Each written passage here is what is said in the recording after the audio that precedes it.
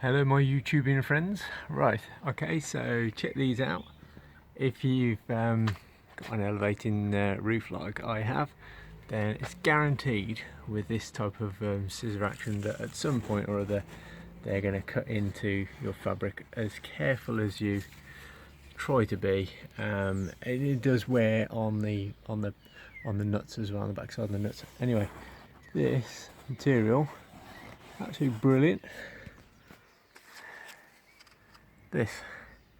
So can't remember where I found this now, but if you want to just take the name of that down and just do a search on YouTube, there we go. You can see the patches I've done. It took me, I don't know, all of 10 minutes to do. Let's just pop inside, and then you can see the patches from the inside as well. You might be able to see them from the inside. Put the patches on from the outside, so all you need is an iron, and I'll put a piece of board on the inside so I've got something to push against. I wrapped a brick in a blanket and just put it on the inside so the board didn't fall down.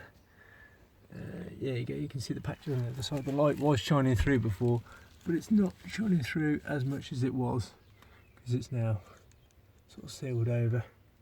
But there we go, so this is the stuff anyway.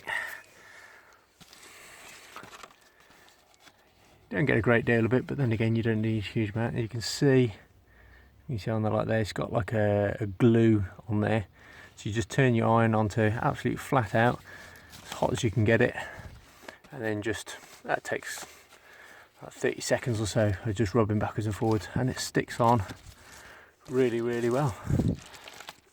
And there you go, repair patch for your pop top there.